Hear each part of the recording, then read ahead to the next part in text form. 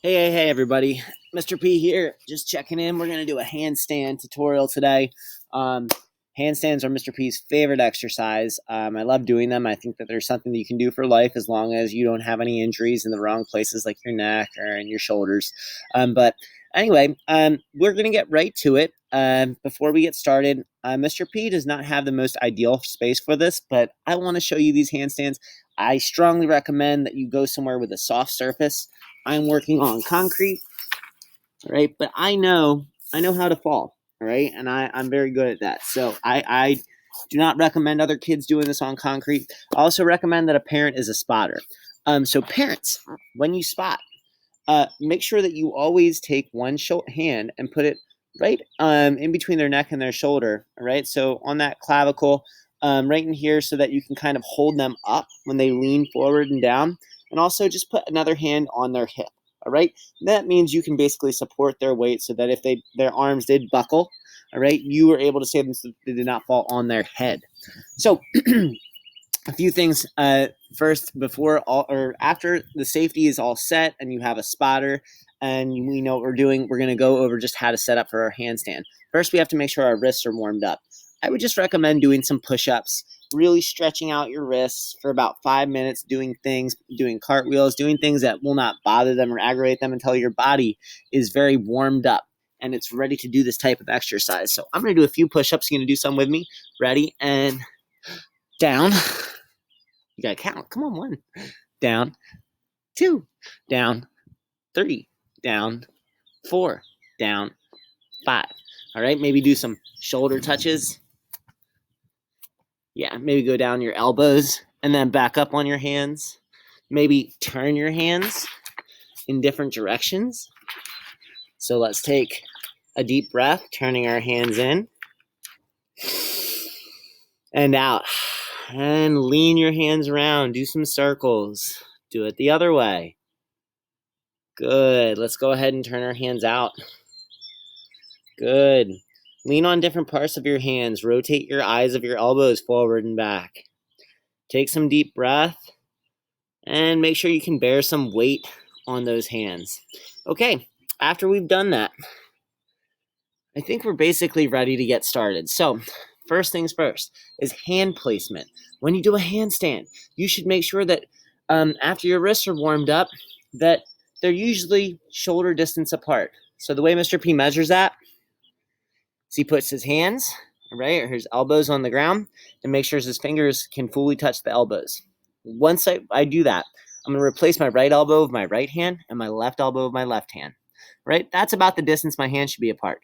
Now, when we look at the hands, we want to make sure that our fingers aren't facing in. That could really, really mess up our wrists and the joints in our wrists, all right, and our hands.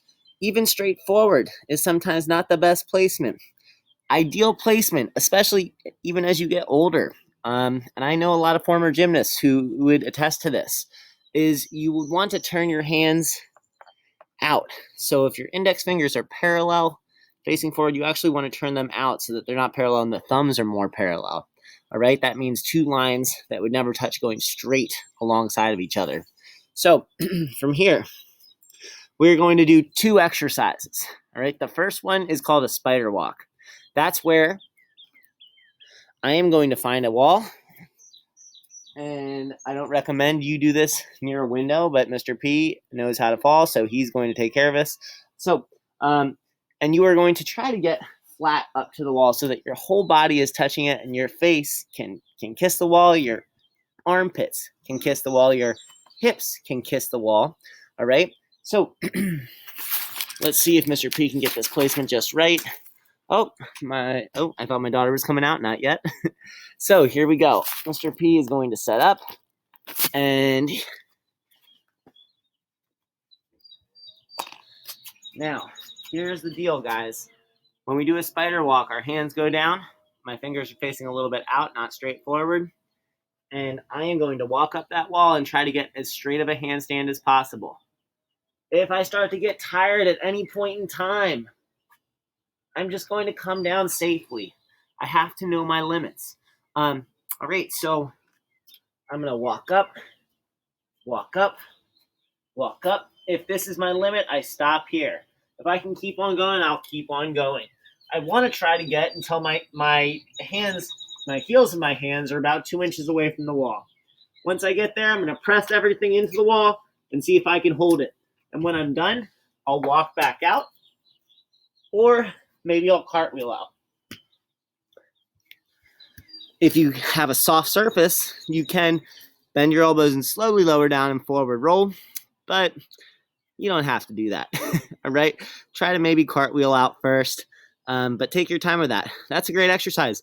If you can get up to the wall and hold yourself there for a minute, you're a beast. All right, as strong as this owl. So that is the first exercise. The second one, that first one worked on our line to get us nice and straight. The second exercise is going to help us to learn how to free balance so that we are not using a wall eventually. So here's what we're going to want to use. We're going to want to use our ribs and our hips. Deal is, Mr. P has you guys do your push-ups, all right? I always talk about ribs coming up and butt coming down, all right? Nothing like this. All right, nothing like this. We have to learn how to use our ribs and use our hips, because otherwise they get all wobbly when we get upside down and we don't know how to control them, and then we fall over. So the position we're going to hold is a nice long one where our shoulders go up to our ears. It's a shoulder shrug or elevation. Whoop. Say elevation. Come on, say it. Elevation. Right? Not depression. That's when our shoulders go down. You got to elevate those shoulders and push up. It will make it easier to hold this. The straighter and stronger you can hold this, even with a little bit of a hyperextended elbow, honestly and truly, the easier. So the second thing is going to be a scissor kick up, and we're going to see if we can use our fingers and our hands to basically pull us off of the wall. I'm not going to use my feet to kick me off of the wall. I'm going to use my hips pulling toward the wall and my ribs pulling away from the wall. All right? How to think about that one. So let's see if we can set this up. Okay, so Mr. P has cleared a space and he's going to use a full slice of wall. I'm going to do something called a scissor kick up, where I place my hands down, making sure they're shoulder width distance apart. All right? And my fingers are facing out a little bit. And from there, I'm going to go into something called a banana back. All right? I'll say it nice and loud, but a banana back is when your back arches like this. It's very hard to hold a handstand like that, so we're going to learn how to pull our ribs back and our hips forward. All right? So we're going to learn how to pull our ribs back and our hips forward. Right? So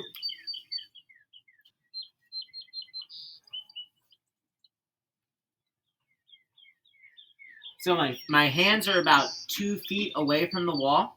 That's about how far I want them, maybe 1.5 feet for a child. And I'm just going to have my hands turned out and kick up. Once my hands are on the wall, I am in a banana back. You see how my back has a curve? Now I'm going to use my hands. I'm going to elevate my shoulders by shrugging under my ears. I'm going to push up, up, up, up, up. I'm going to keep on pushing up. And from here, I'm going to pull my ribs toward the wall. At the same time, I'm going to pull my hips away. Notice, I'm not kicking. That's not going to help you. All right? Pull your ribs away from the wall, or toward the wall. Pull your hips away.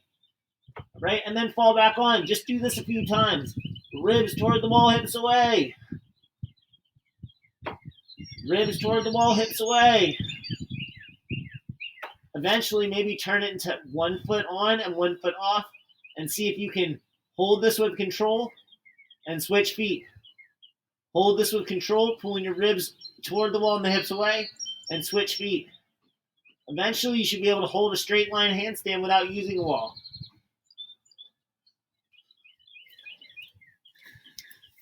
And those are 2 exercises that will make you much stronger, all right, and get you toward a free standing handstand. So that's basically it for today. I hope you guys enjoyed this tutorial. Please shoot me any kind of comments with things that you've done, or share videos with me to post this on social media. All right. I hope you guys have a great day. It's the sun is shining. It's a little cloudy, but I hope you enjoy it. Get out there and do some movement, and I'll see you next time. All right, guys. Later.